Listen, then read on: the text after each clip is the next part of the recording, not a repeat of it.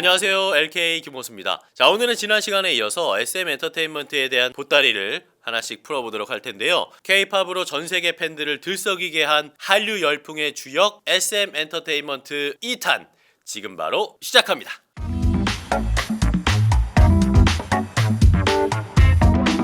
자, 이제 SM 하면 절대 빼놓을 수 없는 그룹 소녀시대를 만나볼 시간입니다. 대중가요 역사상 10년 이상 팀을 유지하며 흔들리지 않는 정상의 자리를 차지하고 있는 소녀시대는요, 정말 한국 가요계에 지대한 영향을 끼쳤습니다. 대표곡도 엄청나게 많죠. 다시 만난 세계, 키싱 유, 지, 소원을 말해봐, 오, 훗, 정말 셀 수도 없이 계속 히트곡이 나왔습니다. 거기에다가 곡마다 서로 다른 컨셉을 내보이는 걸로도 유명하죠. 이 많은 곡의 컨셉트에 겹치는 게 없었다고 하니까 이 정도면 소녀시대의 스펙트럼이 얼마나 넓은지 가늠할 수가 없습니다. 소녀시대가 수립한 기록도 많습니다. 2011년엔 더 보이스로 연간 앨범 판매량 1위를 차지했는데 걸그룹이 보이그룹을 뛰어넘은 게 이게 최초라고 합니다. 국내 남녀 가수를 통틀어서 최초로 유튜브 뮤직비디오 I Got a Boy, G, 더 보이스, 미스터 택시, O 5개는 1억 뷰가 넘었고요. 자, 그럼 소녀시대의 기록에 대해서 잠깐 알아보고 가실까요? 2011년 6월 1일 발매한 일본 정규 1집 걸스 제너레이션은 발매 첫날 73,583장이 판매돼서 오리콘 데일리 앨범 차트 1위, 약 37만 장으로 해외 가수 역대 앨범 1위를 차지했고요. 그해 오리콘 연말 앨범 차트 5위에 오르게 되죠. 이후 일본 내에서 소녀시대는 꾸준히 활동하면서 K-팝을 알리게 됩니다. 자, 2012년 소녀시대는 한국인 가수 최초로 미국 CBS 데이비드 레터맨 쇼, 미국 ABC 아침 토크쇼 라이브 위드 켈리, NBC의 연예 정보 프로그램 엑스트라 TV 등 미국 3대 방송사를 전부 다 출연했고요. 프랑스 지상파에서도 출연해서 K-팝의 위상을 높였어요. 개인적으로도 소녀시대 유나 씨를 참 좋아하는데요. 당시 유나 씨와 관련된 에피소드 하나 이야기를 하고 갈게요. 당연히 사신 방송입니다. 한국 드라마가 중국에서 한참 인기가 많았던 시절이었는데 한국 배우들이 중국 드라마 출연하고 그랬거든요.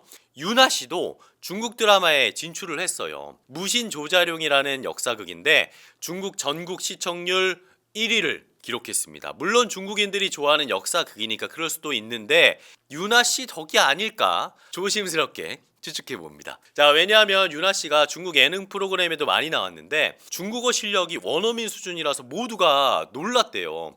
소녀시대 멤버죠. 연기도 잘하죠. 근데 중국어도 잘하니까 중국인들이 안 좋아할래야 안 좋아할 수가 없죠. 다시 본론으로 돌아와서 소녀시대는 유행을 선도하는 스타일리시한 패션과 인상적인 안무, 아시아, 북미, 남미, 유럽, 중동까지 영향을 끼쳤습니다. 걸그룹이라는 개념을 조금 더 강하게 각인시켜준 그룹이라는 평가를 받았고요.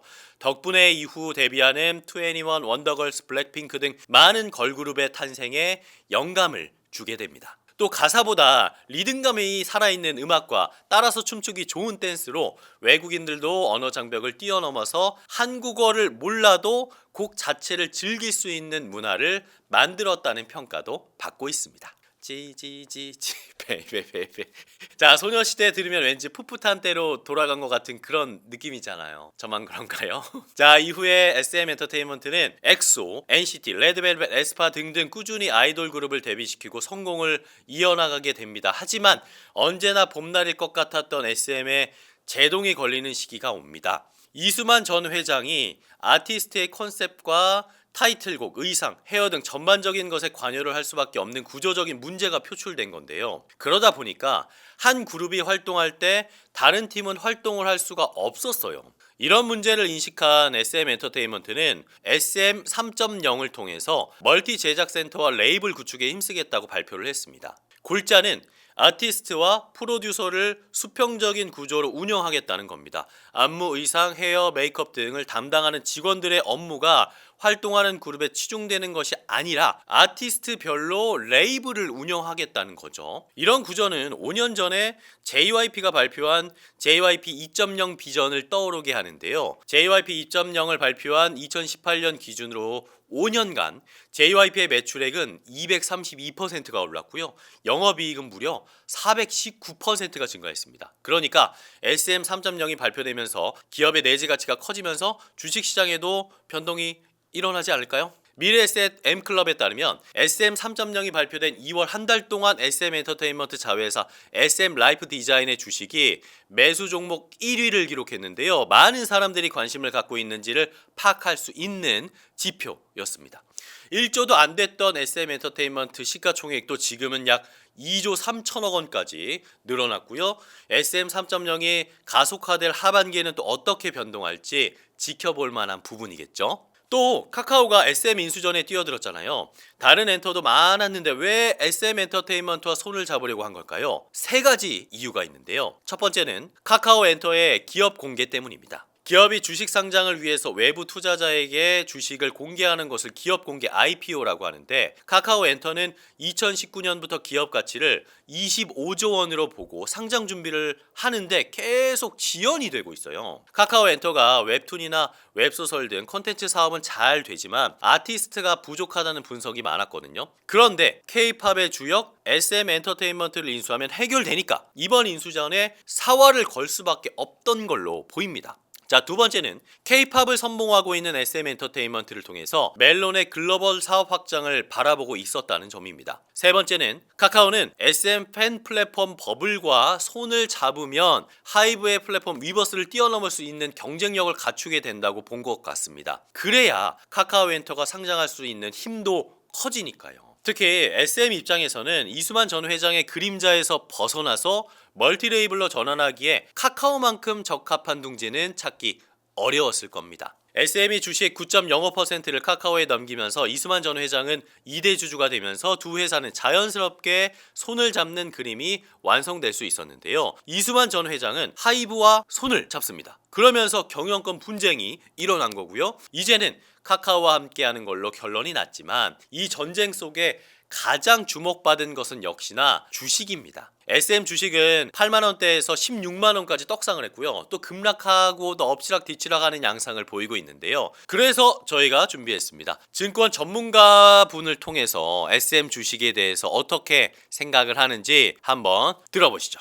안녕하세요, 전문가님. 첫 번째로 궁금한 건 SM 주식이 SM 3.0 발표를 통해서 오른 배경이 궁금해요. 좀 설명해 주세요. 일단 이 SN 3.0을 발표하고 구조적으로 변하겠다라는 거를 시장에 알렸잖아요. 그 네네. 이후에 이제 카카오랑 하이브가 본격적으로 지분 경쟁에 나선 건데, SM 주가가 한 8만 원, 7만 원 이 수준에서 이제 박스권을 굉장히 오랫동안 형성하고 있었단 말이에요. 근데 SM 3.0 발표하고 신고가를 한번 뚫었었어요. SM 3.0에 대해 공부를 안 해보셨던 뭐 투자자분들은 신고가 뚫었으니까 좀 많이 올랐다 단기적으로 하고 차익 실현하셨던 분들도 아마 많을 거예요. 근데 이게 장기적으로 보면은 회사가 많이 변하는 거거든요. JYP 같은 경우에도 영업이익률이 10%대에서 30%까지 올라간 이유가 JYP 2.0을 도입한 이후부터거든요. SM 엔터테인먼트의 경영권 분쟁과 주식 문제에 대해서는 어떻게 생각하시나요? 카카오가 워낙 거대 플랫폼이기 때문에. 그래서 카카오 쪽으로 가기 위해서 카카오가 이제 전환사채 제가 알기로는 9% 정도 받아서 지분 9% 확보를 하려고 했던 거거든요. 이수만 프로듀서가 가처분 신청을 했는데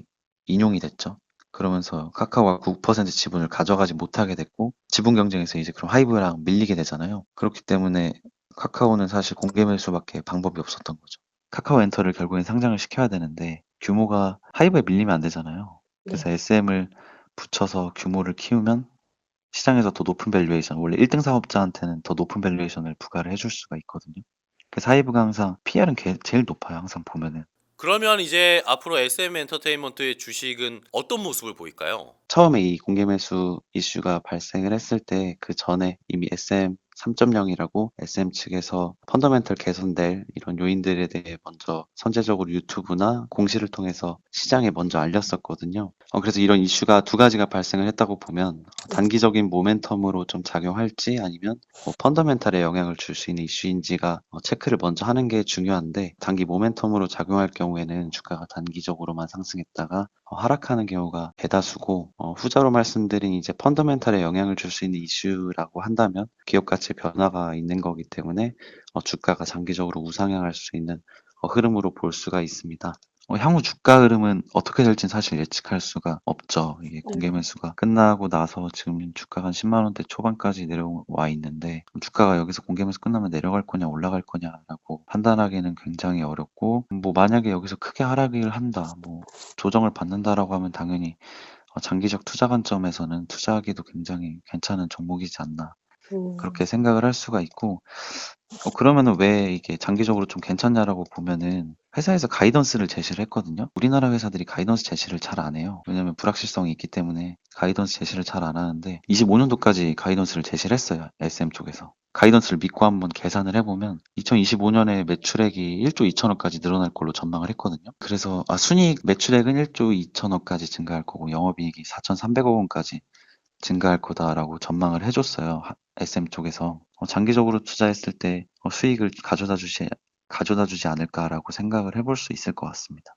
네, 전문가님 감사합니다. SM 주식 지켜볼게요. 자, 이렇게 전문가분의 말씀을 들어봤는데요. SM은 최초라는 타이틀과 함께 한류를 선도하고 한국 연예계에 스타 시스템을 도입하는데 일조한 엔터테인먼트 회사입니다. 카카오가 인수하기 위해 고군분투한 이유도 SM의 기업 가치를 높게 평가해서가 아닐까요? 그래서 SM 엔터테인먼트의 성공 요인을 세 가지로 짚어봤습니다. 우선 첫 번째, 브랜딩입니다. H.O.T, SAS 같은 비주얼과 컨셉 그리고 아우라까지 다 겸비한 가수를 우리는 기다렸던 거죠. 당시의 10대들의 트렌드, 정서, 특성을 정확하게 파악을 했던 겁니다. 등장하자마자 인기가 팡 하고 터진 이유는 바로 적기에 맞는 그룹을 내놨기 때문이라고 생각하거든요. 다른 그룹도 마찬가지고요. 보아나, 동방신기 등등등 시대가 원하는 아티스트를 먼저 발굴하고 연습생으로 육성하고 철저한 기획안에서 가수로 성장시킨 거예요. 그리고 시대에 맞는 이미지와 컨셉 그리고 전반적인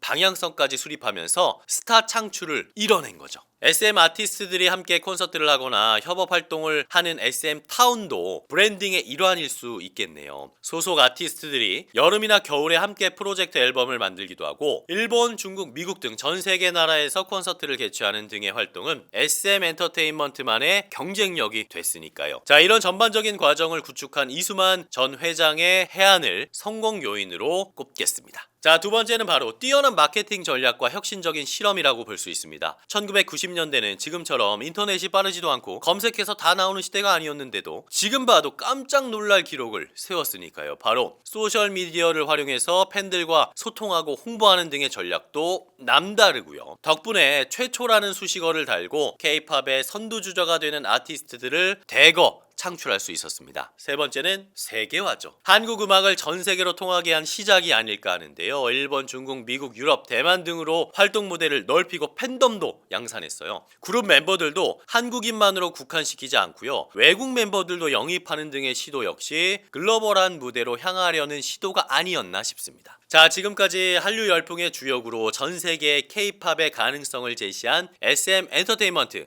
회사 성장과 더불어 앞으로도 아티스트들의 좋은 음악과 무대를 계속해서 볼 수 있기를 소망해 봅니다.